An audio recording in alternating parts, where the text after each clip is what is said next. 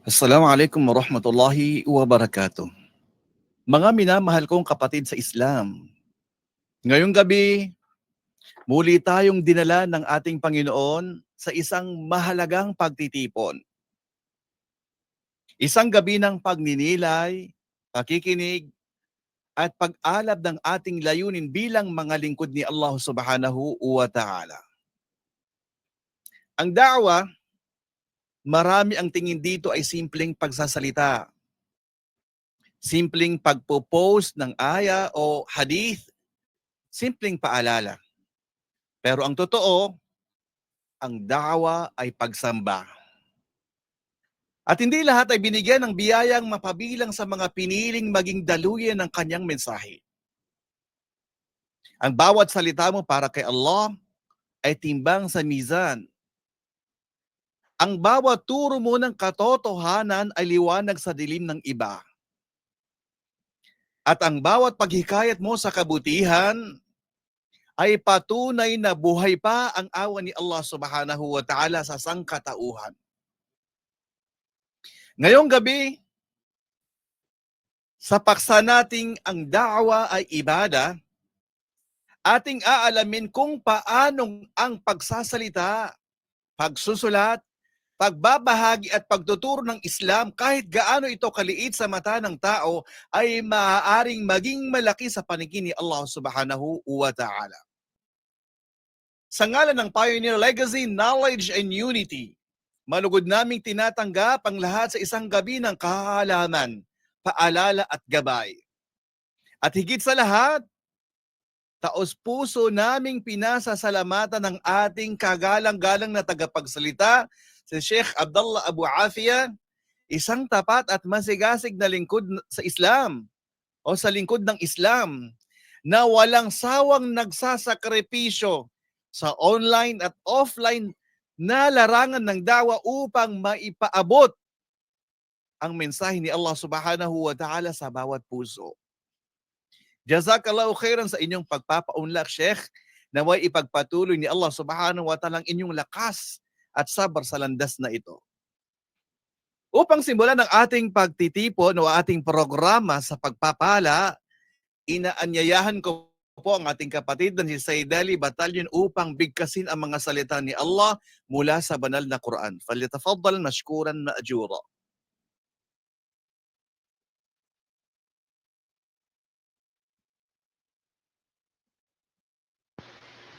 أعوذ بالله من الشيطان الرجيم. بسم الله الرحمن الرحيم. قل يا أيها الكافرون لا أعبد ما تعبدون ولا أنتم عابدون ما أعبد ولا أنا عابد ما عبدتم ولا أنتم عابدون ما أعبد لكم دينكم ولي دين. Subhanallah. Tunay nga na ang Quran ay hindi lamang binabasa kundi isinasabuhay o isinabubuhay. Jazakallahu khairan kathira sa ating kapatid na si Saidali Batalyon sa isang makahulugang pagtilawa. Ngayong gabi ay pinalad tayong mapakinggan ng isa sa mga ehemplo ng modernong duat, hindi lamang dahil sa kaalaman kundi sa kanyang puso para sa ummah. Siya ay walang iba kundi si Sheikh Abdullah Abu Afia, isang ustad na mulat sa hamon ng panahon, ngunit nananatiling matibay sa kanyang adhikain na ihatid ang mensahe ng Islam sa abot ng kanyang makakaya. Kaya huwag nating sayangin ang biyayang ito. Pakinggan natin ng bukas ang ating puso at isipan mga kapatid. Narito ng ating tagapagsalita, Sheikh Abdullah Abu Afia, falyatafaddal mashkuran ma'jura. Masya Allah, Masya Allah. Ito talaga yung pinaka nagugustuhan ko sa pagle-lecture dito sa Pioneer. Masya Allah, napakasigasig ng ating Amir. Barakallahu fi. Wa kadhalika, lahat ng mga namumuno at mga nag-oorganisa ng ganitong klaseng programa, biyayaan nawa kayo ng Allah subhanahu wa ta'ala sa inyong pagsusumikap sa pagpapalaganap ng pananampalatayang Islam at sa khidmah, serbisyo na ipinagkakaloob nyo sa umma na ito. Barakallahu fikum jami'a. At gaya ng nabanggit ng ating Amir, ng ating ustad, ating sheikh, no, na ang da'wa ay isang napakahalagang tungkulin ng isang mananampalatayang Muslim, no? Higit lalo kapag tayo ay nasa larangan ng pag-aaral na kung saan tayo ay nakakakuha o hakot ng mga kaalaman, no? Nararapat para sa atin na maipaabot ito sa iba. So, yun yung magiging talakay natin, magiging topic natin ngayong gabi, biidhnillahi ta'ala. Humiling tayo sa Allah subhanahu wa ta'ala ng gabay at tawfiq upang maipaabot natin ng maayos at ganun din ay maunawaan ng bawat isa. No? So, Amir, okay lang ba na ako dito, open share screen? Okay Kasi lang po, nasanay okay lang akong po, Sheikh, okay lang po. Ayo, sige po. Naam. Hindi na ako makapag-open cam, Amir, ha? Wala akong camera dito eh. Okay po, Sheikh. So, Okay ayan. po. Tay, bismillah. Bago natin pasukin yung ating topic na ad-da'wa ibadah o ang da'wa ay ibadah, pagsamba kay Allah subhanahu wa ta'ala. Unang-una, mga kapatid, mga magulang sa pananampalatayang Islam, no? Bismillahirrahmanirrahim. Magmumukaddima pala tayo. Alhamdulillahi rabbil alamin wassalatu wassalamu ala rasulillah wa ba'd. Ano nga ba ang da'wa na tinatawag? No? Bago natin pasukin yung ating topic na ang da'wa ay ibadah, nararapat para sa atin na alamin muna natin kung ano ba itong da'wa na tinatawag. No? Alam naman natin, maging ikaw man ay mag-aaral, opisyal na naka-enroll sa isang paaralan pang-Islamiko, maging ito man ay face-to-face o di kaya online classes. Kapag ka ang isang tao, ang isang Muslim ay nakakakalap siya ng kaalaman sa pananampalatayang Islam, nararapat o pinapayuhan na siya na ito ay maipaabot niya sa iba. No? Ito ay maipaabot niya sa iba. Ngunit paano natin maipapaabot yun?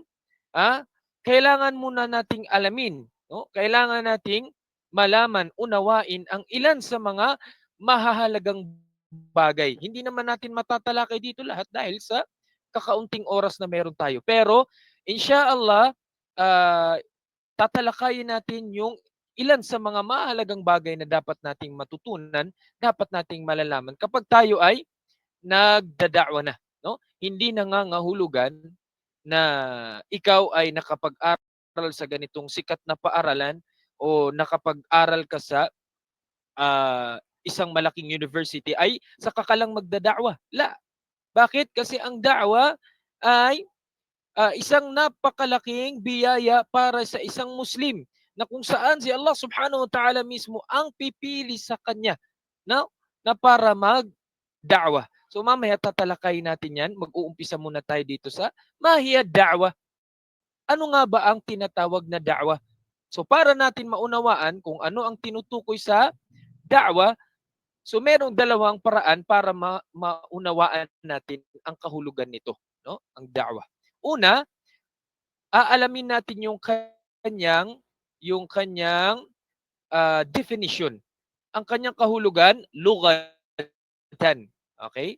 Para sa mga hindi pa masyadong nakakaunawa ng Arabic, pag sinabing lugatan, yung istilah na lugatan, mga istilahat, mga terminologies sa Arabic, pag sinabing lughatan, ito yung linguistic definition niya, no?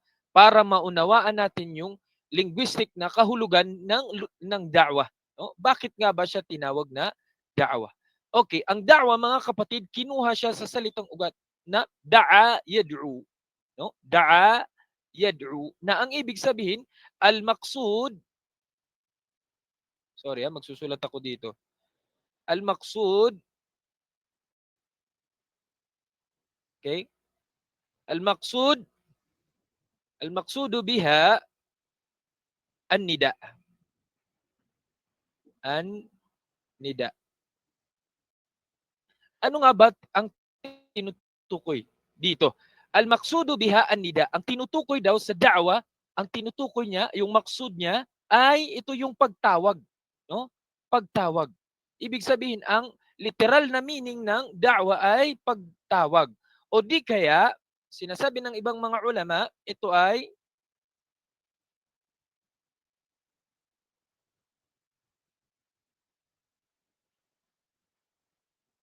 talabul hudur ila shay'in ma. Okay?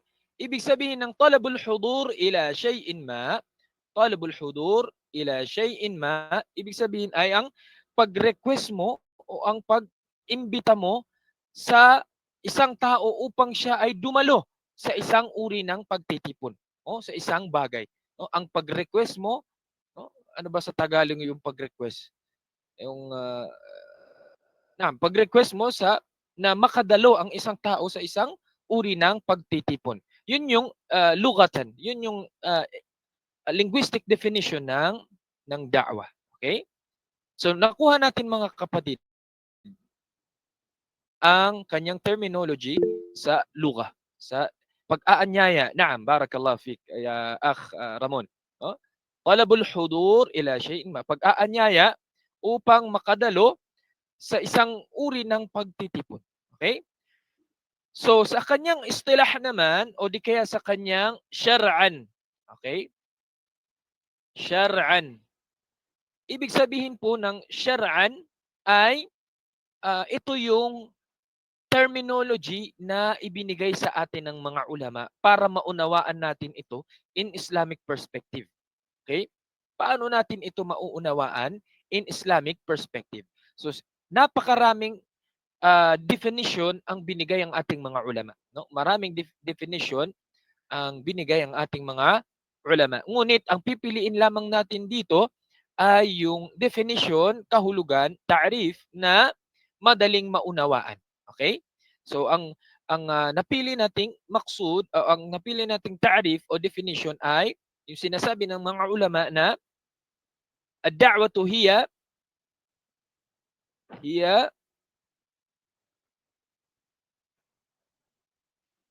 isalu dinil Islam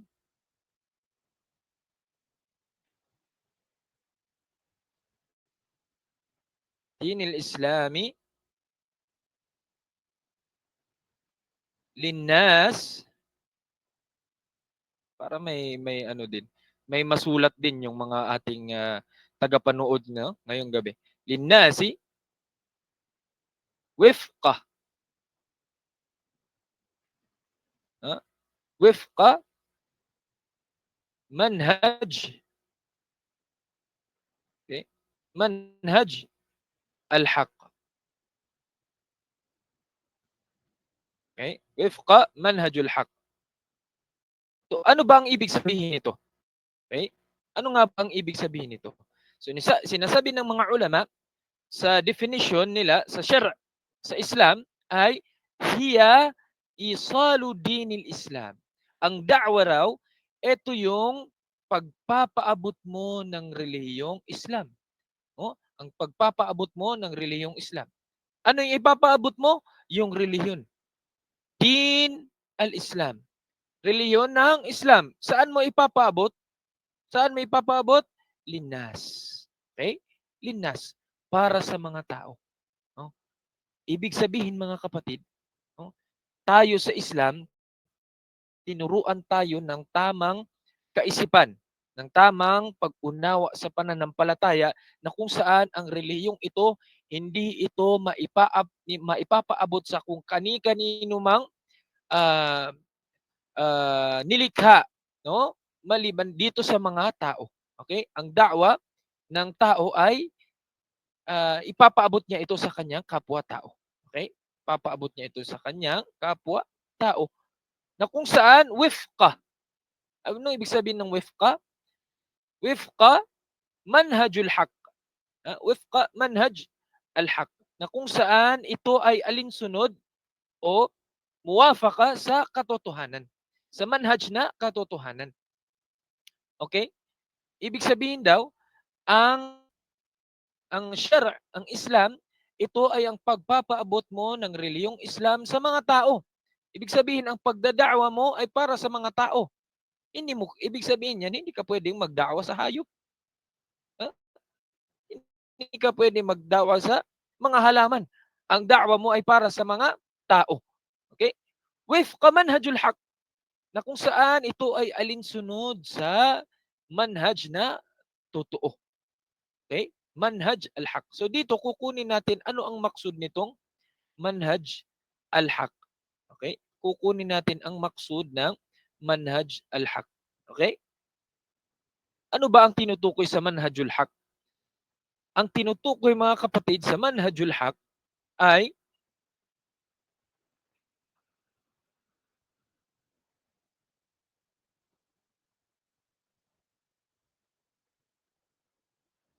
manhajul haq, ang tinutukoy nito ay tatlo. Okay?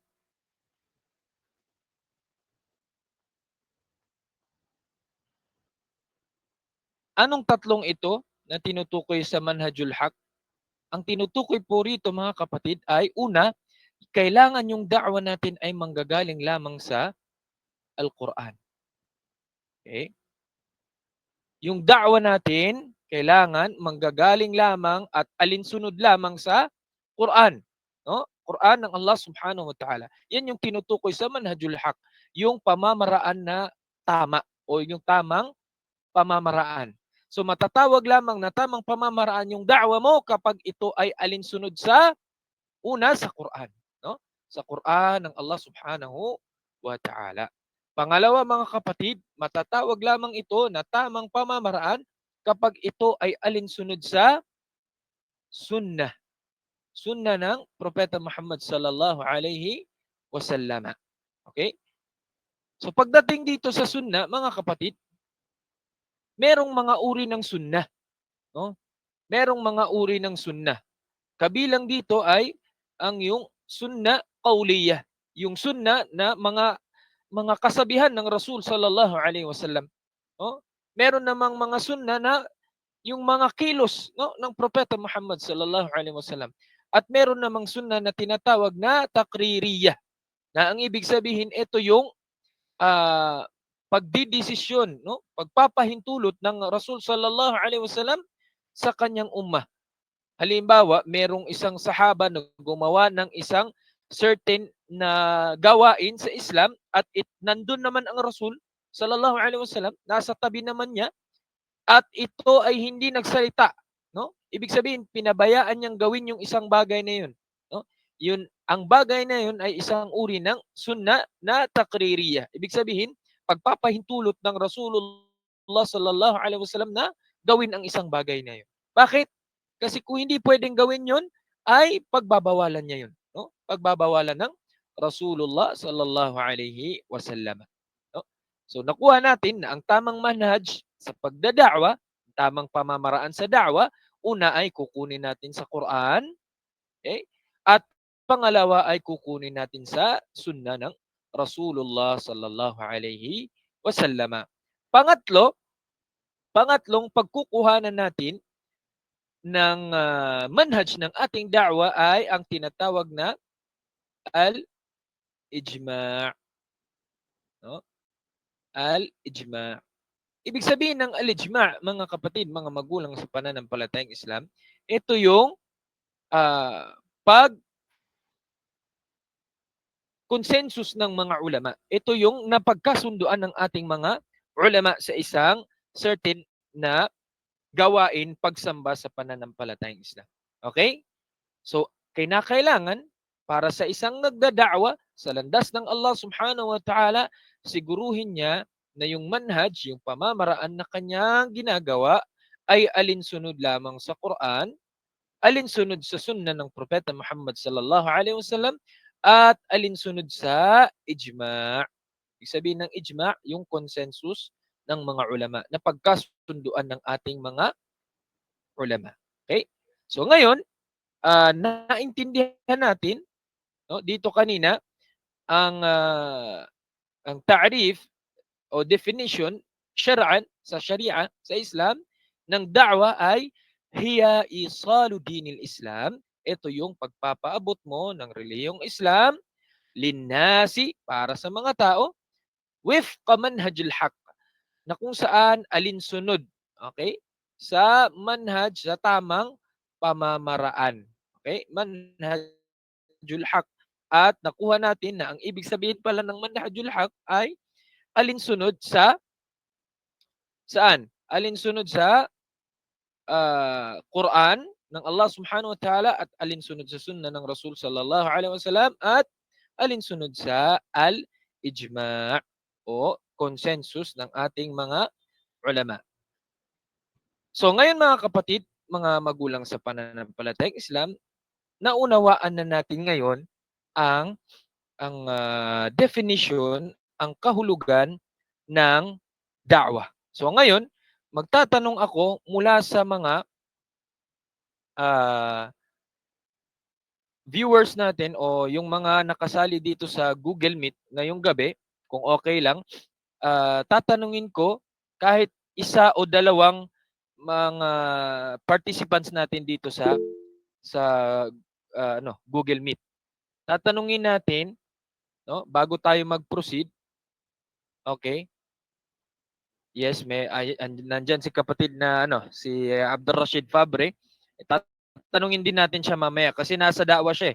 Nasa larangan siya ng da'wa. Okay?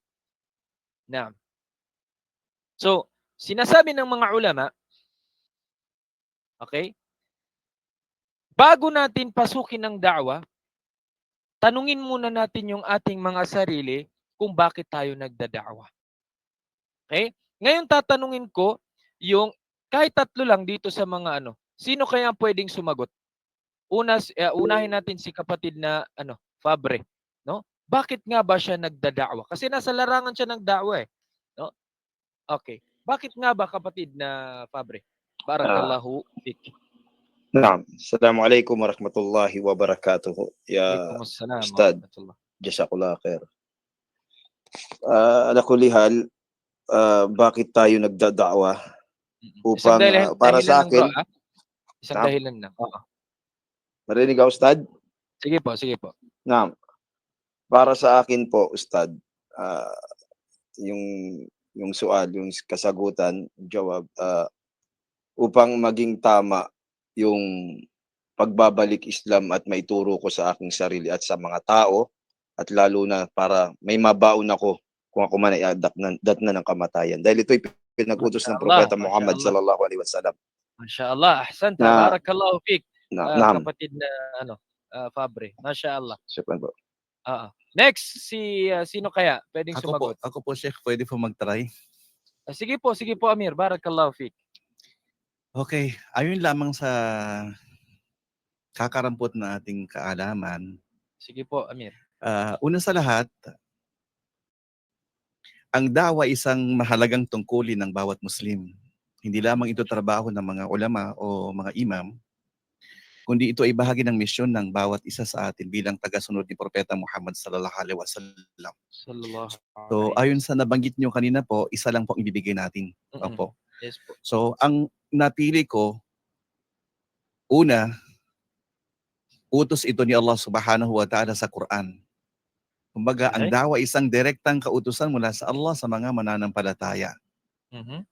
sabi ni Allah, ud'u ila sabili rabbika bil hikmati wal mau'izatil hasanah. Wal mau'izatil hasanah. Sa pinakamalapit itong kahulugan, anyayahan mo sila sa landas ng iyong Panginoon ng may karunungan at magandang pangaral. Yan lang po ang Masya isa Allah, lang po Masya dahil Allah. ang sabi niyo po isa lang po. Isa lang po, Amir. Isa lang po. Inshallah. Jazakallah Barakallahu khairan. fiik. Inshallah. Napaka, ano, no? Napaka clear na answer mula sa ating Amir. Barakallahu fiik, ya Amir. Taib. Isa pa. Isa pang, dahilan kung bakit ka nga ba nasa larangan ng da'wa ngayon?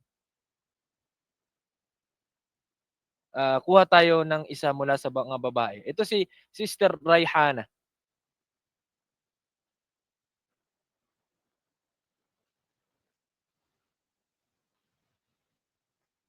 Nandyan po ba?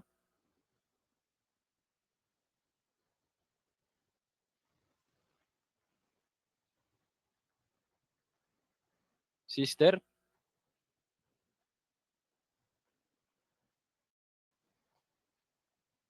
Okay, sino sa ibang mga gustong sumagot?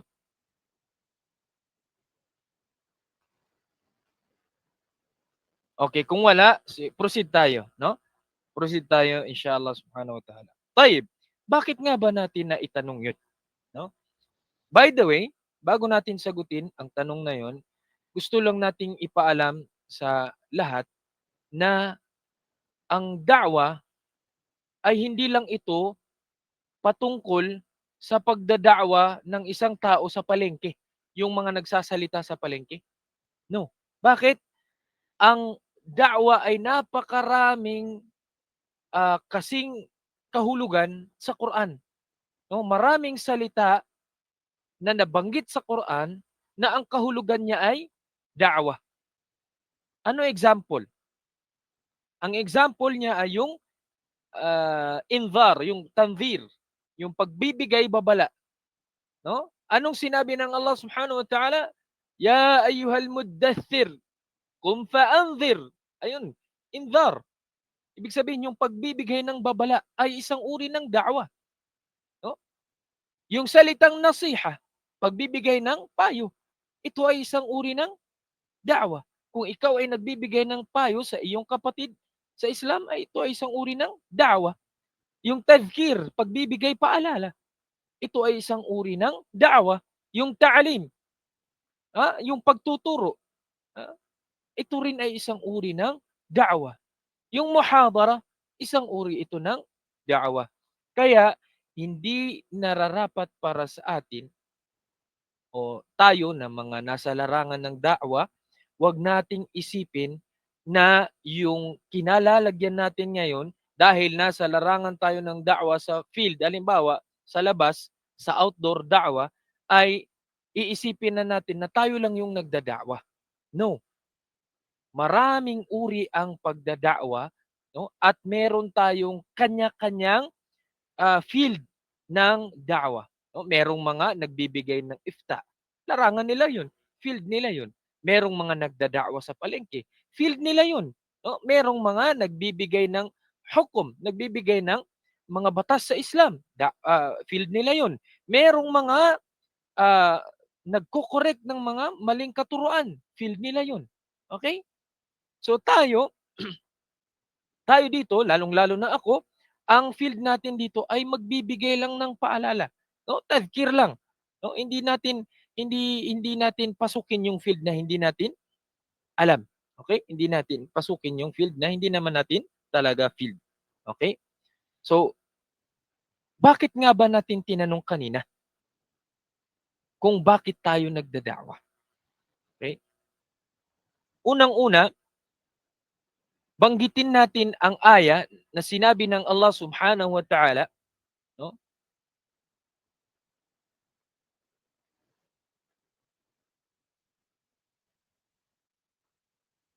Sinabi ng Allah Subhanahu wa Ta'ala sa Suratul Nahl, ang aya ay number 36. Sinabi ng Allah Subhanahu wa Ta'ala, وَلَقَدْ بَعَثْنَا فِي كُلِّ أُمَّةٍ رَسُولًا أَنِ اعْبُدُوا اللَّهَ. Sinabi ng Allah Subhanahu wa Ta'ala sa pinakamalapit na kahulugan, tunay na kami ay nagpadala, no, sa bawat nasyon ng isang sugo. No? Para saan? Ani'budullah. Ito ay isang napakalaking dalil, aya mula sa Quran na ang da'wa, ang pag-aanyaya sa landas ng Allah subhanahu wa ta'ala ay isang ibadah. Bakit?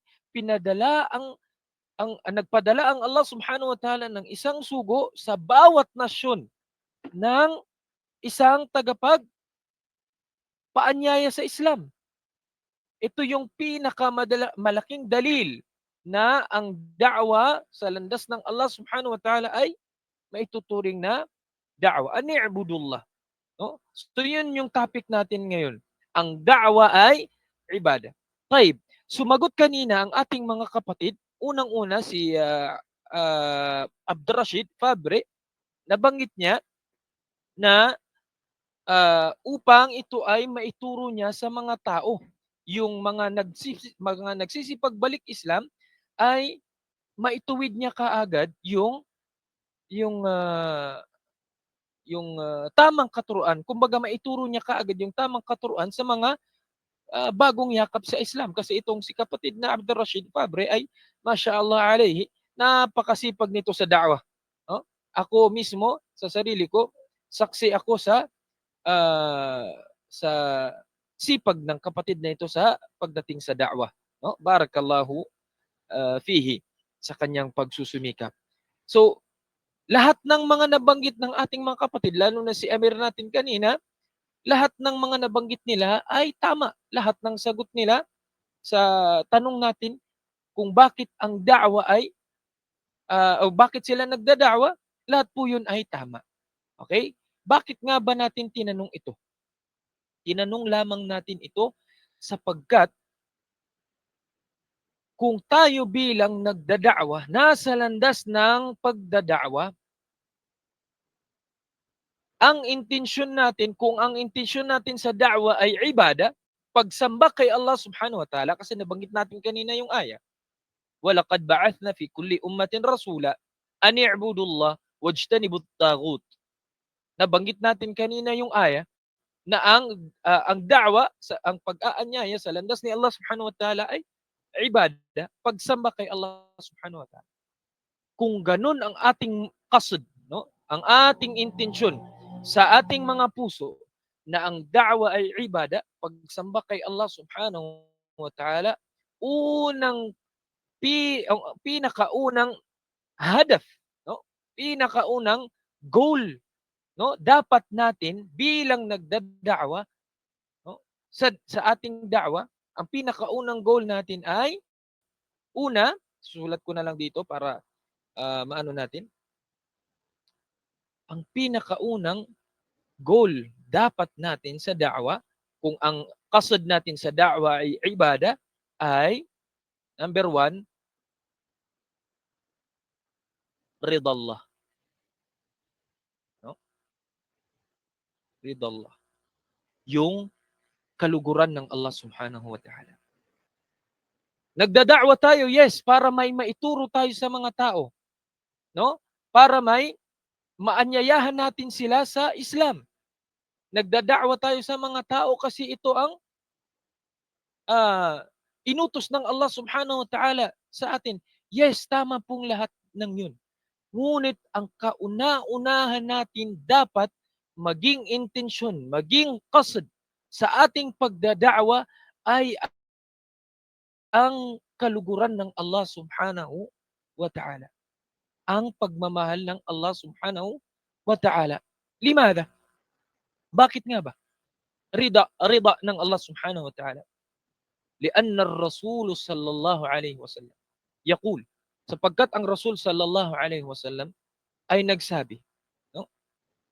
Sayati nabiyyun wa laysa ma'ahu ahad.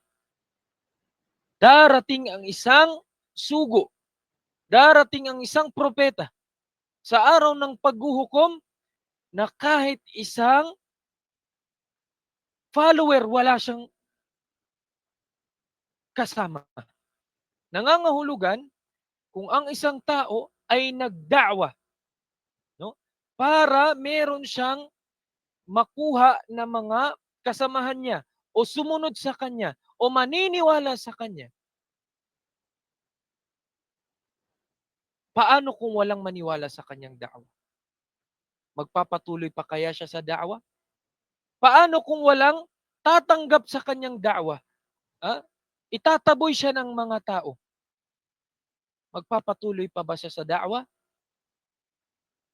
Kaya ang kauna-unahang himma natin, hadaf natin sa da'wa ay ang rida ng Allah subhanahu wa ta'ala. Yung kanyang kaluguran.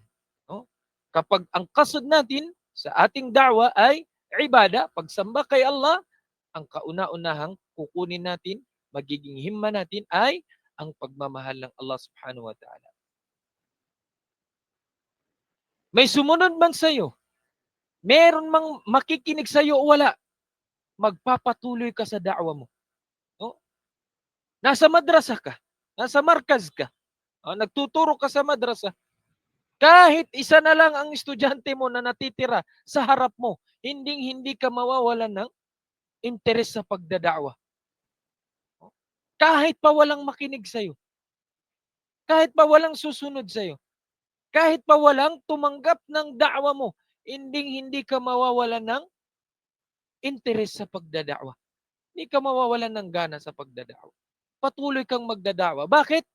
Ang iyong maksud, ang iyong kasad, ang iyong intensyon ay ang makamtan ang pagmamahal ng Allah subhanahu wa ta'ala.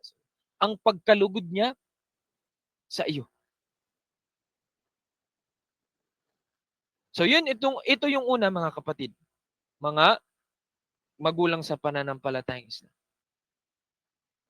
Ang pangalawa na babanggitin natin dito, kung ang kasad mo, ang intensyon mo sa da'wa ay ibada, pangalawang maging hadaf mo o pangalawang maging isaalang-alang mo ay yung tanong na man sayurakibu ka. Sino yung magiging murakib mo? Sino yung magiging supervisor mo?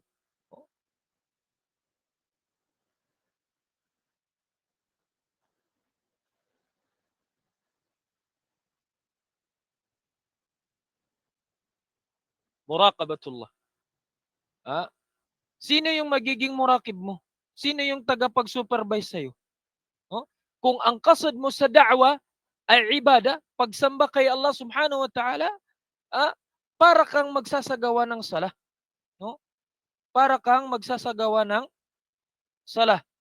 Na kung saan, ikaw ay maglilinis ng katawan, magsusuot ng magandang damit, at ikaw ay haharap kay Allah subhanahu wa ta'ala. Siyempre, kapag ikaw ay nasa harap ng Allah subhanahu wa ta'ala, magsasala ka, sino ang titingin sa'yo? Sino magsusupervise sa'yo sa mga salawat mo? Si Allah subhanahu wa ta'ala.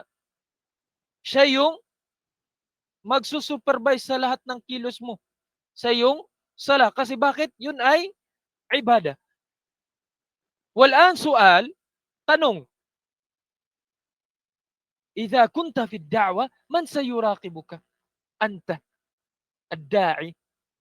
Kung ikaw ngayon ay nasa larangan ng da'wa, ikaw na da'iya, sino ang nagmumurakib sa iyo? Sino ang nagsusupervise sa iyo? Yung supervisor mo sa Islamic Center? Yung amo mo? Yung Arabo na nagbibigay sa iyo ng allowance mo?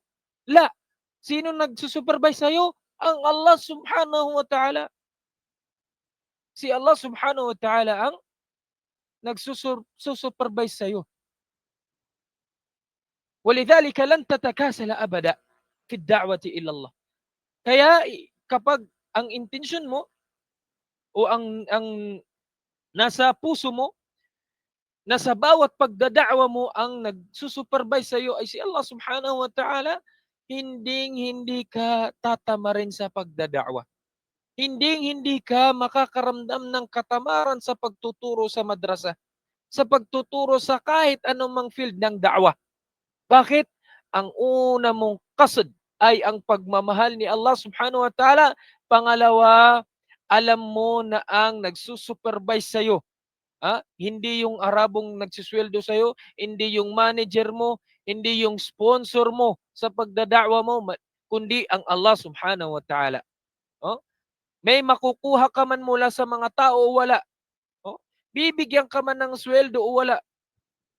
May pera ka man o wala. Gagawin mo ay hindi ka titigil sa iyong pagdada'wa. Hindi ka titigil sa iyong pagdada'wa. Naam. Kasunod, thalithan, susulat na lang natin dito. Kung ang qasd mo sa da'wa, pagsamba kay Allah subhanahu wa ta'ala ay ibada, pagsamba kay Allah subhanahu wa ta'ala an takuna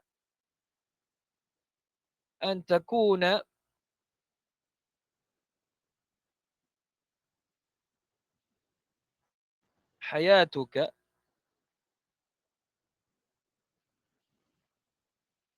kulliha da'wa. Kung ang maksud mo, ang qasd mo sa da'wa, sa landas ni Allah subhanahu wa ta'ala ay ibada, pagsamba, gagawin mo ang buong buhay mo na da'wa. Lahat ito da'wa, no? Mula sa pag-aasawa mo, mula sa pamilya mo, mula sa pagtuturo mo sa mga anak mo, mula sa pagtuturo mo sa asawa mo, mula sa pagtuturo mo sa pamilya mo, mula sa pag-inom mo ng tubig, maging da'iya ka. Maging sa pagkain mo, maging da'iya ka. Maging sa pagtulog mo, maging da'iya ka. Paano ka magiging da'iya sa pagkain? Halimbawa, kakain ka ng iyong kanan, gamit ang kanan na kamay. Bakit? Ito yung turo ng Rasul. Idhan, kunta bid-da'wa. Kumta bid-da'wa. Ikaw ngayon ay nakapagsagawa ng da'wa. Bakit? Sumunod ka sa pamamaraan ng Rasul sallallahu alaihi wasallam. Kumain ka tinatbik mo yung thuluthun li ta'amihi wa thuluthun li sharabihi wa thuluthun li nafasihi. No? Isinabuhay mo yung 1/3 sa pagkain, 1/3 sa inumin, at 1/3 sa para ka na makahinga. Ginagawa mo yun bilang da'wa mo sa Allah subhanahu wa ta'ala. An takuna hayatuka kulliha da'wa. Ang gawin mong ang buong buhay mo, ang lahat ng pamamaraan mo ay da'wa. At hindi ang da'wa yung papasok ka sa isang Islamic center, sa isang institution, uupo ka at kalas, yun na yung da'wa. Uupo ka sa opisina mo at mag-aantay ka na lang ng mga tao sa'yo. Ay, kalas, yun na yung da'wa para sa'yo. Paano na lang yung mga natitirang oras sa araw mo na yun?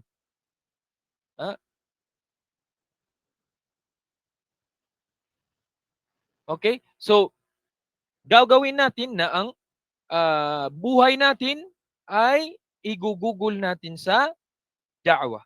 Kung ganito man lang ang gagawin ng isang da'iya, lahat ng, kumbaga, wala siyang sasayanging oras. Yung kanyang pinagkakabisihan, gagawin niya rin itong busy sa pagdada'wa. No? Pagdada'wa. Naam. Kasunod, mga kapatid, mga magulang sa pananampalatayang Islam, pang-apat ay idha qasadta anna da'wata ibada, kung nagqasad ka, nag-intensyon ka na ang da'wa ay ibada, nararapat para sa atin isagawa yung tinatawag na itqan ad-da'wa. Itqan ad-da'wa. Ano ibig sabihin ng itqan ad-da'wa? Ay yung i-master mo i-master mo yung da'wah. No? Kumbaga, magsumikap ka ng magsumikap para maitqan mo yung da'wah. No? Para maitqan mo yung da'wah. Limadha? Lianna Allah tayyibun la yaqbalu illa tayyiba. Sapagkat si Allah subhanahu wa ta'ala ay tayyib. No? Napakabuti. Napakakumpleto. No? La yaqbalu illa tayyiba. At hindi niya tinatanggap maliban sa ito ay tayyiba. Ito ay mabuting pagkakagawa. Itqan. No, nabanggit din sa hadith na sinabi ng Propeta Muhammad sallallahu alaihi wasallam na inna Allah yuhib, tunay na si Allah subhanahu wa ta'ala ay minamahal niya, no, idha amila amalan an yutqinahu. No, yun yung nabanggit sa hadith. Kalimutan ko yung lafaz niya. Sinabi ng Rasul sallallahu alaihi wasallam, tunay na si Allah subhanahu wa ta'ala minamahal niya ang isang tao na kung saan kapag ito ay kanyang ginawa ay iniitqan niya, minamaster niya. No? Ano ang maksud dito mga kapatid, mga magulang sa pananampalatayang Islam? Yung sa itqan at da'wah. Tayo bilang mga, kasi ako nasa field ako ng pagtuturo dito sa aming madrasa, no? Kasi may markaz kami. Nagtuturo kami dito ng Syu'bah at nagtuturo rin tayo sa online class. No? Lagi nating sinasabi, ito makaka-relate dito si Amir kasi nagtuturo rin si Amir. At lahat ng mga nagtuturo dito, biidnillah. No? Lagi nating sinasabi sa ating mga estudyante, ito sinasabi rin ng ating mga guro. No? Nung tayo ay nag-aaral pa, lagi itong sinasabi ng ating mga guro. No? Ano yung sinasabi niya sa atin? Anak, mag-aral ka ng mabuti. No? Mag-aral ka ng mabuti. Yan din yung lagi nating sinasabi sa mga estudyante natin ngayon. No? Mag-aral silang mabuti. No? Ngunit, kabilang sa da'wa natin sa Allah subhanahu wa ta'ala, ay wag lang nating sabihan yung ating mga estudyante na mag-aral ng mabuti. Bakit? Hindi lang estudyante ang kailangang mag-aral ng mabuti. Okay? Pati yung guro, pati yung nagtuturo ay kailangang magturo ng mabuti. Okay? Yung taong nagdada'wa ay kailangan niya ring magda'wa ng mabuti. Sa anong pamamaraan? Bago siya maglatag ng kanyang ipagtuturo, kailangan paghandaan niya muna ito. Okay? Kumbaga sa gagawa ka muna ng lesson plan. Gawa ka ng lesson plan. Hindi para pahirapan yung trabaho mo, kundi para isasagawa mo, isasabuhay mo yung tinatawag na itqan. Yung pagmamaster mo sa da'wa na ginagawa mo. Hindi baling paulit-ulit ka na lang sa topic mo. Hindi kailangan na bawat da'wa mo ay iba-iba ka ng topic. Ang kailangan mong gawin ay i-master mo yung bagay na dinada'wa mo sa mga tao. Yun yung kailangan mong gawin. Kahit isang same topic ka lang sa pang-araw-araw, ang importante, master mo yun, na-master mo siya. Naam. Kasunod, panglima, ay yung tinatawag na adamut tasallut. Adam at tasallut.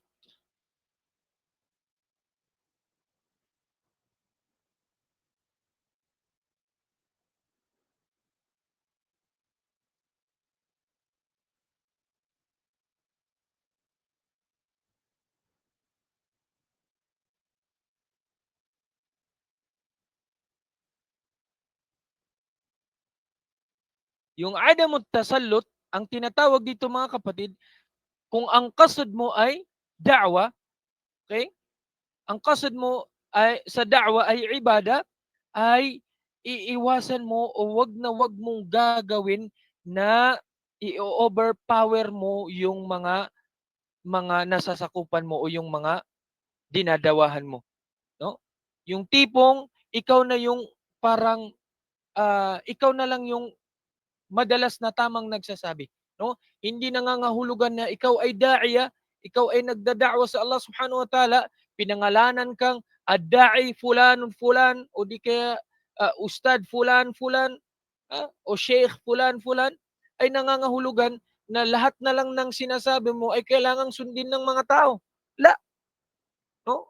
Kung ang kasad mo sa da'wa ay ibada, ay iiwasan mo yung tinatawag na at tasallut, yung sobra-sobrang pagkukumand sa tao, no? Sobra-sobrang pagkukumand sa tao, yung ipipilit mo sa kanya yung bagay na hindi naman nararapat para sa kanya, no? Ipipilit mo sa kanya yung bagay na hindi naman nararapat o hindi naman nababagay para sa kanya. At wag nating mamaliitin, no? Wag nating mamaliitin yung ibang mga nagdada'wa na mas kaunti yung kanilang effort na gagawa at ikaw ay hindi, no? Kumbaga, kung mas nakakalamang ka sa pagdada'wa, wag mong gagawin na mamaliitin mo yung pagdada'wa ng iba. Dahil ba ikaw ay kaya mong maglagay ng projector tapos yung mga kasama mo ay yung ibang nagdada'wa ay hindi nakakagawa, ay wag nating mamaliitin 'yun, no? Wag nating mamaliitin. Dahil lang ikaw ay nagdada'wa, nakakotse ka o may sasakyan ka, may motor ka tapos yung iba ay naka-commute lang, wag nating gawin 'yun sa ating pagdada'wa. Kasunod, ito ay kukunin lang natin yung mga mahalagang mahalagang bagay. Mahalagang bagay na magagamit natin sa da'wa, pag-a-apply natin sa da'wa. Kasunod ay yung tinatawag na lasta wasiyan. No? Lasta wasiyan an dinillah.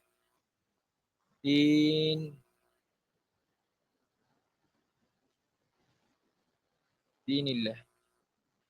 Ano ibig sabihin ng lasta wasiyan an dinillah? Hindi ka representative ng relihiyon ng Allah Subhanahu wa Ta'ala. Ano ibig sabihin nito?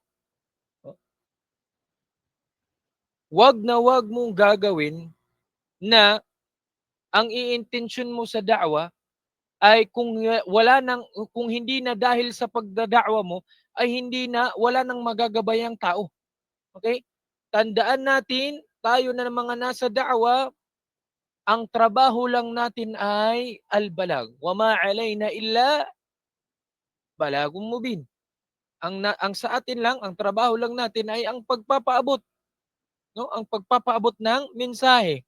Okay? Ngayon, dahil ang trabaho lang natin ay ang pagpapaabot, hindi na natin trabaho ang tanggapin pa ng tao yung da'wa natin, no? Huwag nating ipilit sa kanila yung tipong tatakutin pa natin yung mga tao para lang magshahada. O di kaya bibigyan lang natin ng kung ano-ano para magshahada. Pagkatapos ng pagshahada, bukas makalawa, wala nang follow-up. Ang pagyakap ng isang tao sa Islam, ang pagtanggap ng isang tao sa pananampalataya ng Allah Subhanahu wa Ta'ala, ito ay taufik mula sa Allah. No? At hindi yan dahil saan? Hindi yan dahil sa iyo. No? Hindi yan dahil sa galing mong magda'wa. Hindi yan dahil sa galing ng pag-i-explain mo ng Islam. Dahil ba halimbawa merong yumakap sa iyo na napaka daming tao, libu-libong tao, ibig sabihin nun ay magaling ka ng magda'wa? Huwag mong isipin na ganun. Ang pagyakap ng mga taong yon ay taufik ng Allah Subhanahu wa Ta'ala. Taufik ng Allah Subhanahu wa Ta'ala. Bakit? Kasi kung ganun ang iisipin mo na kaya ka nagdada'wa para maraming yumakap sa iyo, na paano na lang kung wala nang yayakap sa Islam? Wala nang yayakap sa Islam. Wala nang susunod sa Islam. Walang maniniwala sa iyo. Magpapatuloy ka pa rin ba magda'wa? Kung wala nang makikinig sa'yo, magpapatuloy ka pa rin ba sa da'wa? Idan, dapat nating balikan na kaya tayo nagda'wa unang-una ay para makamtan ang rida ng Allah subhanahu wa ta'ala. No? Kung ang kasad natin sa da'wa ay ibada, pagsamba kay Allah subhanahu wa ta'ala, lagi nating isipin ito. Pagmamahal ng Allah subhanahu wa ta'ala. Mawala man ang lahat ng bagay sa atin dito sa mundo, ang makamtan natin ang pagmamahal ng Allah subhanahu wa ta'ala, subhanallah, buong-buo na tayo. Kumbaga, tawag dito, hindi na natin kailangan pa ng maraming tagasunod sa atin o maraming tagapakinig sa atin. Mayroon mang sumagot sa ating mga imbitasyon, alhamdulillah. Kung wala mang sumagot sa ating mga imbitasyon, ay alhamdulillah. Ang importante ay nakamit ko yung rida ng Allah subhanahu wa ta'ala. Natutuwa sa akin ang Allah subhanahu wa ta'ala. Bakit? Dahil nagda'wa ako. Ngayon nga, hindi ko in-expect na ganito karami yung mga makikinig. So, meron mang makinig sa atin, wala, importante ay nagda'wa tayo. Doon pa lang sa pagdada'wa natin, tayo ay nag-iibada na sa Allah subhanahu wa ta'ala. No? Tayo ay nag-iibada na sa Allah subhanahu wa ta'ala. Hindi na natin kailangan pang marami pa ang kailangang dumalo sa isang symposium. Kasi pag konti lang yung dumalo, ay hindi ka na rin magpapatuloy sa iyong da'wa. No? Ang una-una nating himma o ang una nating hadaf ay yung rida ng Allah subhanahu wa ta'ala. Idan, lasta wasiyan an dinillah. Hindi ka representative ng relihiyon ng Allah subhanahu wa ta'ala. No? Ikaw ay magda'wa lamang dahil yun lang yung trabaho mo. Idan, lagi nating alalahanin din yung binanggit ng Rasul sallallahu alaihi wasallam, sayati nabiyyun wa laysa ma'ahu ahad. Darating ang isang nabi. Tingnan nyo, darating ang isang nabi sa araw ng paghuhukom, wa laysa ma'ahu ahad. Na kahit isang follower wala siyang kasama. No? Sa araw ng paghuhukom, ang propeta Muhammad sallallahu alaihi wasallam ay mangingitim sa sobrang dami ng follower niya. No? Mangingitim yung isang banda dahil sa sobrang dami ng follower ng Rasul sallallahu alaihi wasallam. Ngunit sa kabilang banda, merong isang propeta o may mga propeta na wala silang kasama, wala silang follower. Ano ibig sabihin nun? Sila ay nagda'wa ng ilang taon. Pero kahit isang sumunod, walang sumunod sa kanila. Wala silang tagasunod. Come to think of it. Tumigil ba sila sa pagdada'wa? Kasi walang sumunod sa kanila? La. At ang pinakamalaking realization pa, mga kapatid, mga magulang sa pananampalatayang Islam, sa hadith na yun, hindi ba ang sunnatul anbiya war rusul, yung sunna ng mga propeta at mga sugo, sila ay nagsisipag-asawa. No? Kabilang sa sunna ng mga propeta at mga sugo, sila ay nagsisipag-asawa. O baka may magreklamo dyan, pag-aasawa na naman. Itong mga ustad talaga pag nag-lecture, hindi nawawala yung topic ng pag-aasawa. La, hindi yun yung meaning natin. Tinapik natin yun kasi bakit? Kabilang sa sunna ng mga propeta ay ang pag-aasawa. Ano ang purpose? Bakit natin binanggit yun? Sayati nabiyyun wa laysa ma'ahu ahad. Darating ang isang propeta na kahit isang tagasunod wala siyang kasama. Walang sumunod sa kanya. Laysa ma'ahu ahad. Ma ma'na hada? Ano ibig sabihin nito? Sa kabila ng sunna nila ang pag-aasawa, darating pa rin sila sa araw ng paghuhukom na kahit yung asawa nila ay hindi nila kasama. Yung asawa nila hindi sumunod sa kanila. Meron silang mga anak, ngunit hindi sumunod sa kanila. May mga magulang sila, ngunit hindi sumunod sa kanila. Kaya mga kapatid, mga magulang sa pananampalatayang Islam, ang trabaho lang natin ay ang pagpapaabot ng mensahe ng Islam. No? Ang trabaho lang natin ay pagpapaabot ng mensahe ng Islam. At bilang panghuli, no, panghuli na siguro ito kasi namamaos na ako, pasensya na. Actually marami ito pero ito ay pinili ko lamang na mga punto, mga points, no, na dapat nating kuhanan ng aral mga kapatid kapag tayo ay nasa da'wah. Panghuli na tatalakayin ko ngayong gabi ay yung tinatawag na an takuna sadiqan. Takuna sadiqan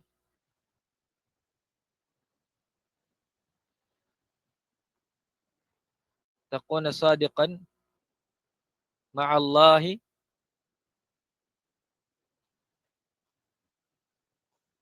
wa ma'a nafsik. Taib. Kung ang kasad mo, ang intensyon mo sa da'wah, kapatid, sa Islam, ay ibada, pagsamba, nararapat para sa iyo na maging sadiq ka, maging tapat ka. Saan ka magiging tapat? Maging tapat ka sa Allah at maging tapat ka sa iyong sarili. No? Maging tapat ka sa Allah at maging tapat ka sa iyong sarili. At kabilang sa pagiging tapat mo sa Allah subhanahu wa ta'ala ay ang pagsasagawa mo ng inutos niya sa iyo, no? Nabanggit ng ating Amir kanina, ang da'wa ay pag-uutos ng Allah subhanahu wa ta'ala. Tingnan niyo yung nabanggit nating aya kanina. Walaqad ba'athna fi kulli ummatin rasula.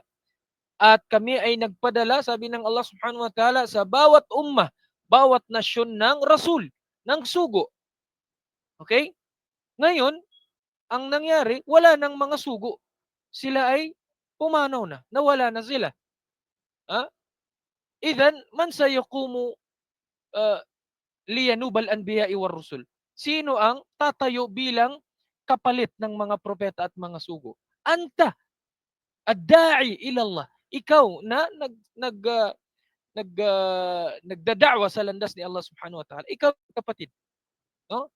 Kaya, kung ikaw ang naib, ikaw ang kapalit ng mga propeta at mga sugo, kabilang sa kanilang akhlak, kabilang sa kanilang mga kaugalian, ay sila ay tapat sa kanilang Panginoon.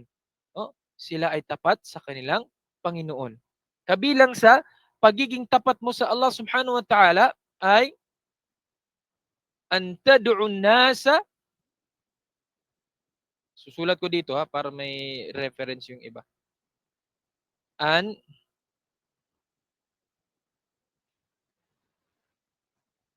tad'u an-nasa ila ma yunasibuhu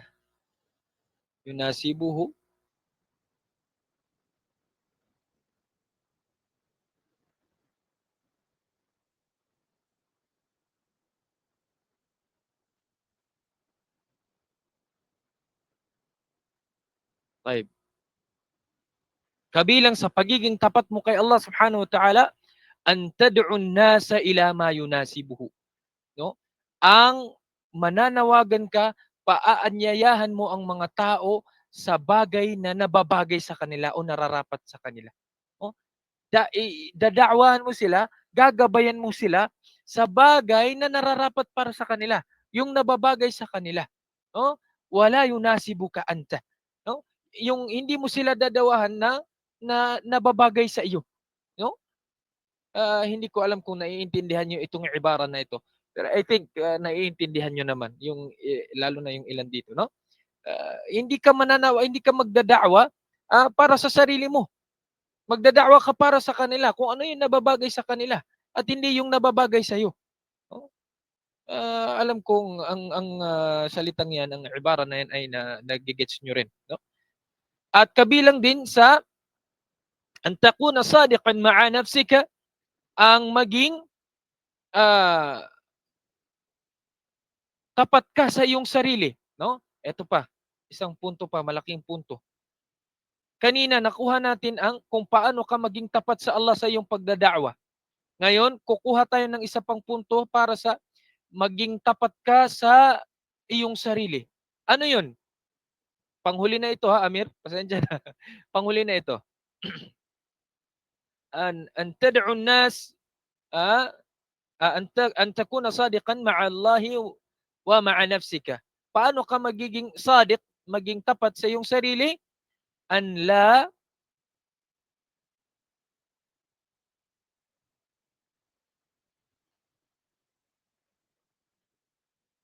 Sulat ko lang muna bago ko i-explain.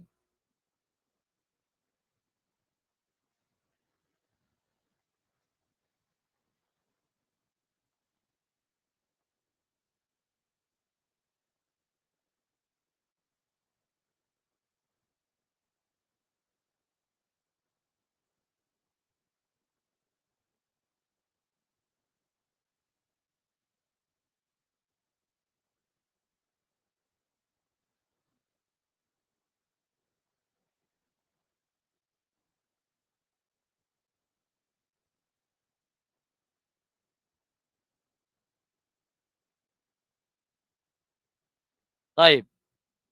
Paano ka magiging tapat sa sarili mo kapag ikaw ay nasa da'wah? Okay? Paano natin basahin ito? An la talbis ha? An la talbisa thiyaban da'wiyan la yaliku bika. Okay?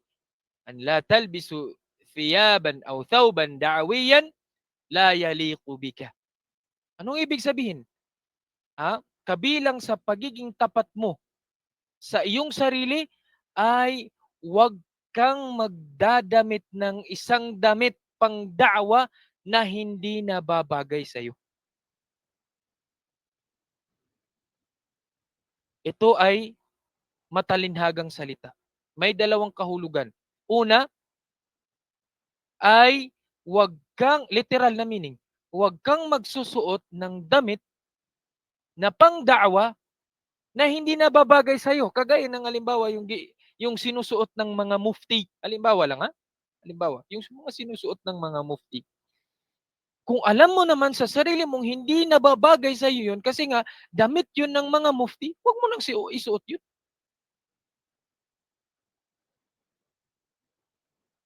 Ah?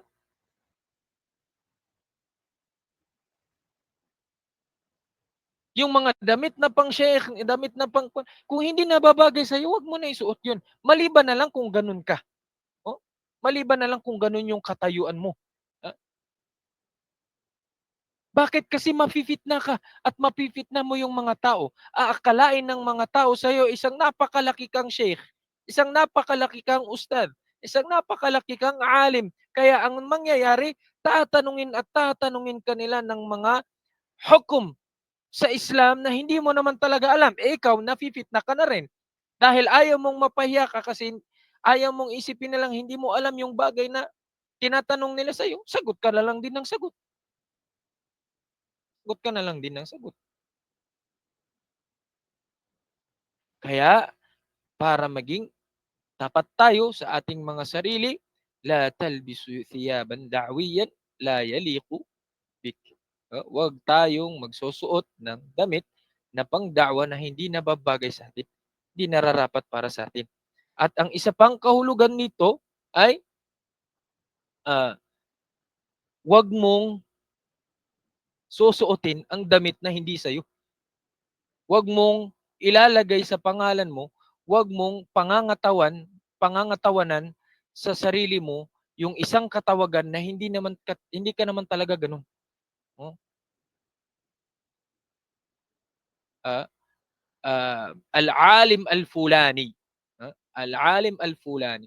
Si alim fulan, si mufti fulan, si ustad fulan. Kung alam mo sa sarili mong hindi ka naman talaga ganun, huwag mong idamit, huwag mong suotin yung bagay ay yung damit na yun, no? Kaya nga sabi ng sheikh namin, Kung halimbawa, meron man sa mga tao ang tumatawag sa iyo ng ustad, na hindi mo na talaga, pinagsabihan mo na, pinagbawalan mo na, wag tawag ng ustad, ganito, ganyan, sheikh, alim, ganito, ganyan, pero tinatawag ka pa rin, pagsabihan mo pa rin sila, pagbawal mo sila. Bakit? Mafi-fit na kanila. Ano yung fitna na maaring madulot sa iyo sa pagtawag nila ng ustad, ng sheikh, ng alim? Ha? Pag hindi ka na nila tawagin ng sheikh, ustad, alim, parang meron ng kirot sa puso mo. Ha?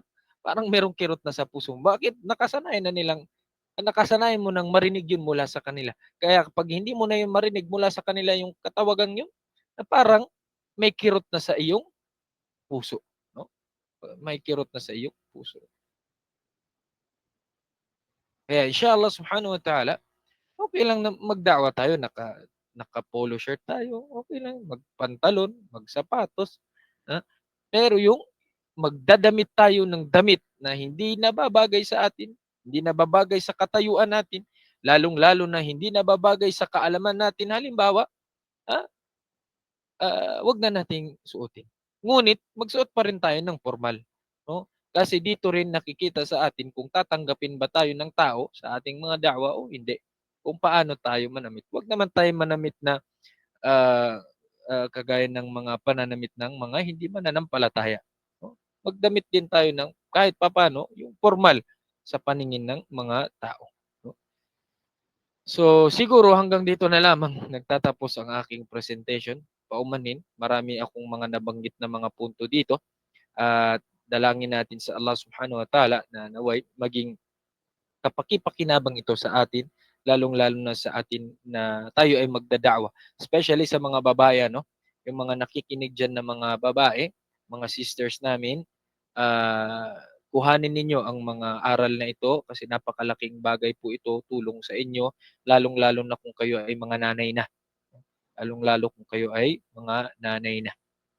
So, inshallah subhanahu wa ta'ala, ay dalangin natin sa Allah subhanahu wa ta'ala na patawarin niya tayo sa lahat ng ating mga pagkakasala at mga pagkukulang at naway makamit natin ang rida ng Allah subhanahu wa ta'ala sa bawat pagdada'wa natin, bawat pagsusumikap natin sa pananampalatayang Islam. Kaya hanggang dito na lamang. Maraming salamat. Jazakumullahu khairal jaza. Wassalamualaikum warahmatullahi wabarakatuh. Waalaikumsalam warahmatullahi ta'ala wabarakatuh. Subhanallah. Ang mga katagang binitawan ni Sheikh ay tila ulan na bumubuhos o tila ulan na bumuhos sa tuyong kaluluwa. Hindi lamang nagtuturo, kundi nagbabalik loob. Sheikh, mula sa aming puso, maraming salamat po sa inyong pagpapakumbaba at pagtanggap sa aming paanyaya. Alam naming abala at maraming responsibilidad ang dala ng isang tunay na duat sa panahon ngayon. Ngunit hindi ninyo pinagkaitang oras at tinig ninyo sa amin. Jazakallahu khairan wa barakallahu fik sa inyong masinsinang pagtuturo at sa pagpapaalala sa amin na ang da'wa ay hindi trabaho bagkus ito ay sambahin sa anyo ng serbisyo. Okay, Sheikh.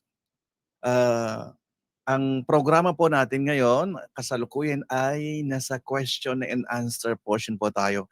Tatanong ko po muna ang ating panauhin, ang ating tagapagsalita, kung siya po ba'y tumatanggap ng mga ilang katanungan, mga 3 katanungan mula sa atin dito sa Google Meet at mula sa live session po natin. Sheikh, tumatanggap po ba kayo?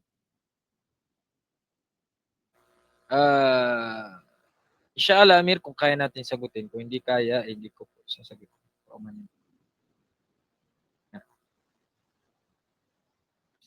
Okay, tumatanggap po ang ating panauhin, ang ating tagapagsalita ng mga katanungan.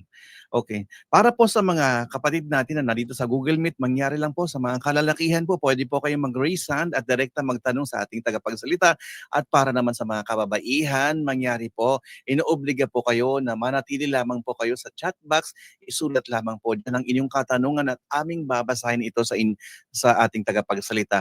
At para naman po sa mga mga kapatid natin na nasa live, isulat na lang po, iiwan na lang po ang inyong mga katanungan sa comment section at aming ihahatid sa ating tagapagsalita. Barakallahu fiikum wa jazakumullahu khairan. Okay, may katanungan daw po si Akh Ramon Fabre. نعم Assalamualaikum warahmatullahi wabarakatuh يا شيخ. انتظر قليلا. هذا مثلا أتكلم هذا سؤال ما في مشكلة يا شيخ. magsabi ako ng saan ka nag-aral at anong akida mo, kasi marami po ngayon nagle-lecture, nagtuturo na hindi natin alam, at lalo naiimbitahan sa mga masajid, sa mga mosque, nagle-lecture. Pwede ba natin silang tanungin or magsabi kung ano ba ang kanyang saan siya nagtapos at anong akida niya? Ya Ustad, barakallahu fik po.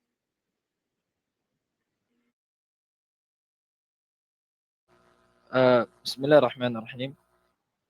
Meron po tayong kaida sa Islam na yung nararapat para sa atin na kilalanin yung sino yung nagbibigay ng aral sa atin.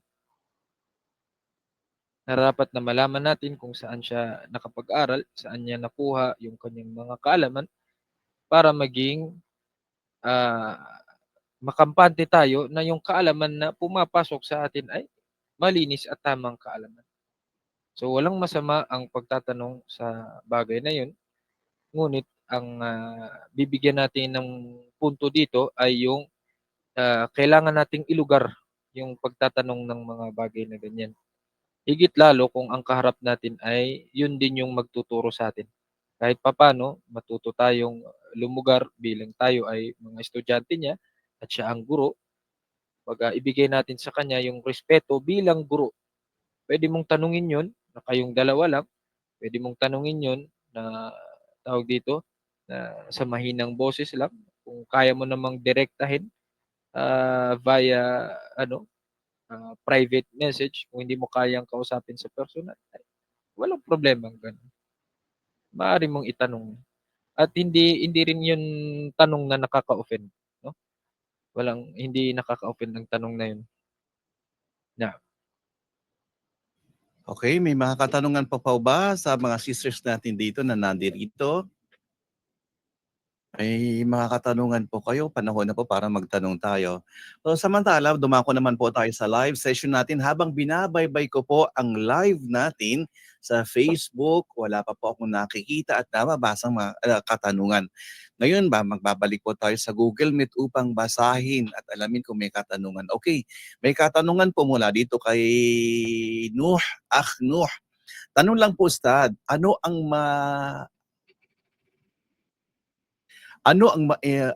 abisin natin sa mga nag-work sa Islamic Center para bang pamunuan ang priority na lang takrir?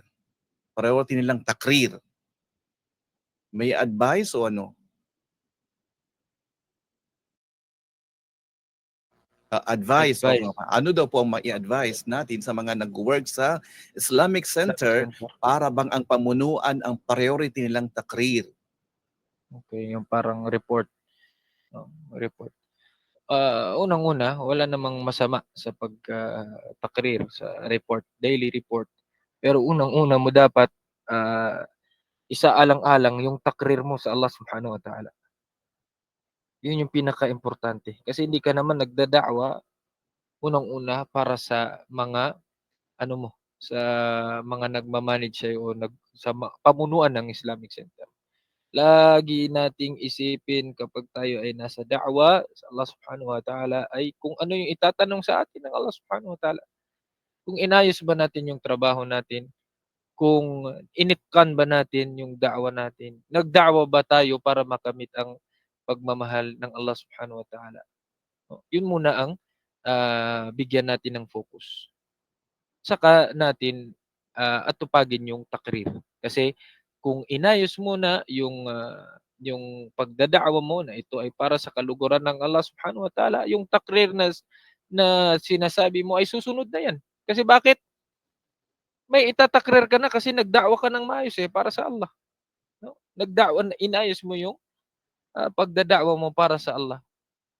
Initkan mo, minaster mo yung da'wa mo. No? Hindi ka nagda'wa para sa kahit na kanino man. No? Ang takrir ay susunod na lang. Yun po yung maipapayo natin. Wallahu ta'ala a'lam. Okay, jazakallahu khairan.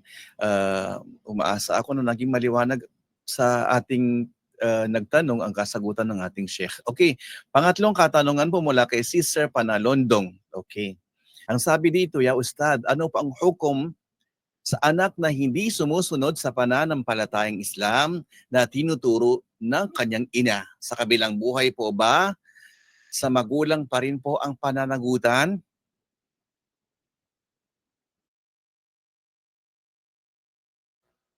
Bismillahirrahmanirrahim. Unang-una, hindi po tayo hakim dito, no? Hindi nangangahulugan na sumasagot tayo ay tawag dito, tayo ay nagbibigay na ng hukom, no? Hindi po tayo hakim. Inulit ko po 'yan. Ako ay naimbitahan lang para paalala sa ating lahat, magbigay ng kaunting aral at hindi nangangahulugan na tayo ay magbibigay na ng hukom dito. Okay? Siguro meron lang akong bagay na ipapaintindi dito sa nagtanong. Okay? Unang-una kapatid, dapat nating malaman o dapat nating isaalang-alang muna kung ano yung tinuturo ng ina. O, kasi baka mamaya yung kanyang tinuturo ay hindi rin alinsunod sa katuruan ng Islam.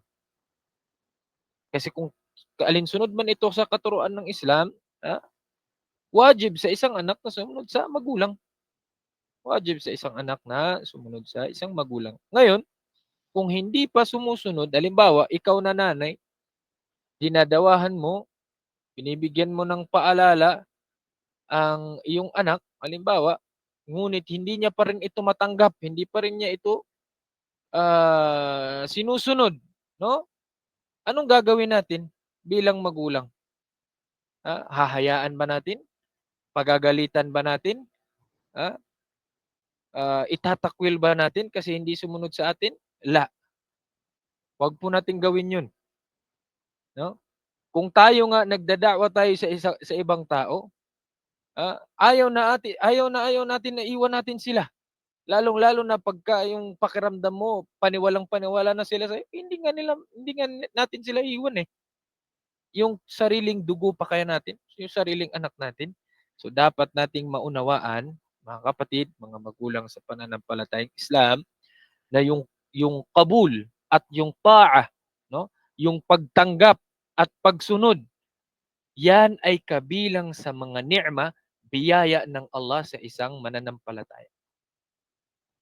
Ibig sabihin, hangga't sa ang anak mo ay hindi pa kayang sundin ang lahat o hindi pa sumusunod sa lahat ng mga inuutos mo, dinadakwa mo sa kanila, hindi nangangahulugan yun na hindi ka nila mahal.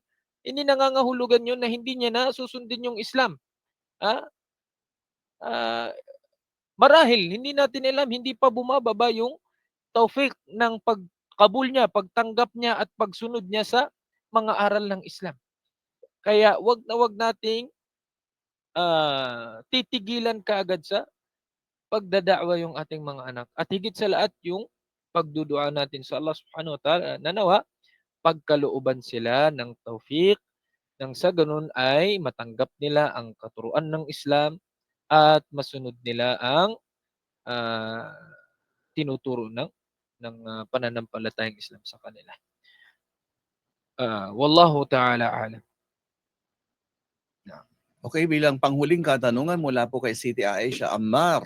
Opo. Salam po Ustad, ask ko lang po ano po yung takrir. Paumanhin po kung nag-ask po ako, bagong balik Islam lang po kasi ako. Waalaikumsalam warahmatullahi wabarakatuh. Yung takrir po ay ito yung report, no? It's either daily report or monthly report na ginagawa ng mga Islamic centers na pinamumunuan ng mga private sectors, mga private na mga tao, for example, mga Arabo halimbawa na sinusuportahan nila o sila yung nag-finance ng mga Islamic center. Ang ginagawa ng mga tauhan ng Islamic center, gumagawa po sila ng takrir. Gumagawa sila ng report nila, daily report nila or weekly or monthly report or yearly. na pinapasa nila dun sa mga nagfi-finance sa kanila nang sa gano'n ay malaman nila na yung sinusuportahan nilang Islamic Center ay may ginagawa. O hindi lang antay lang ng antay ng kung ano yung puwedeng mangyari sa kanila. Kumbaga kumikilos sila. Opo, yun po yung yun po yung takrir. Wallahu ta'ala a'lam bis-shawab. Maraming Alhamdulillah. salamat. Alhamdulillah, maraming salamat. Jazakumullahu khairan sa nagbahagi ng mga katanungan, lalong-lalo na po sa makabuluhan at malinaw ng kasagutan ng ating butihing tagapagsalita, si Sheikh Abdullah Abu Afia. Muli mga kapatid, ang ating gabi ay naging makabuluhan at puno ng paalala. At sa pagtatapos na ito, inaanyayahan ko po si Sheikh Abdullah Abu Afia upang pangunahan tayo sa kafaratul majlis at magbigay ng huling paalala.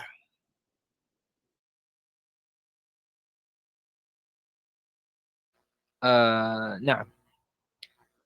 Bilang panghuli, mga magulang, mga kapatid sa pananampalatayang Islam,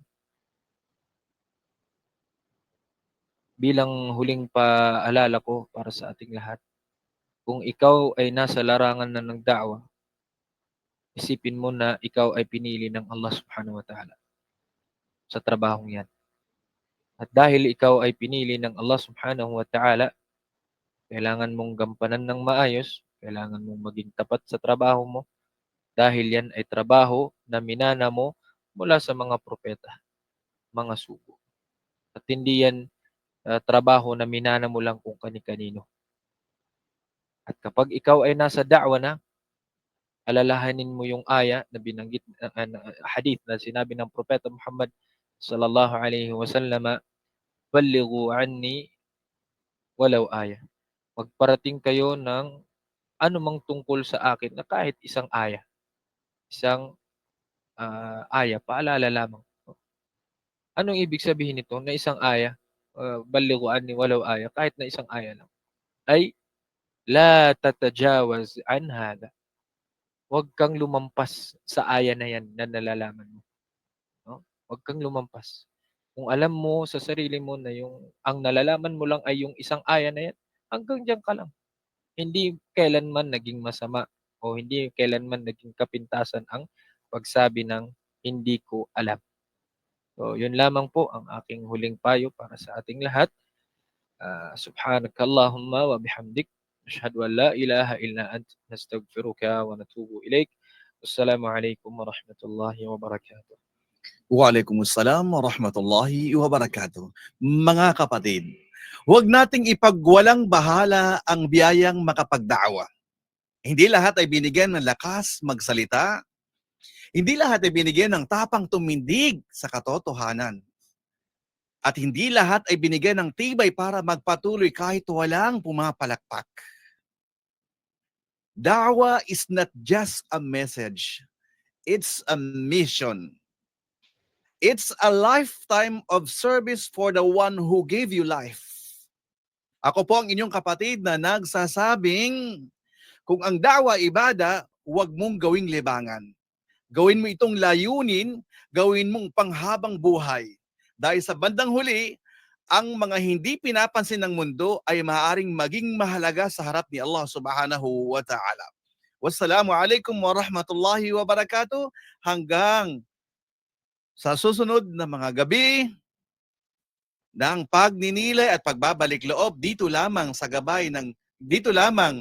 Dean Talk with Pioneers, programa ng Pioneer Legacy, Knowledge and Unity. Muli, nagpapasalamat po ako, taus-pusong pagpapasalamat po sa lahat-lahat ng nakilahok, nandito, maging sa live, saan mang dako ng mundo, lalong-lalo po sa ating mahal na tagapagsalita, si Sheikh Abdullah Abu Afia.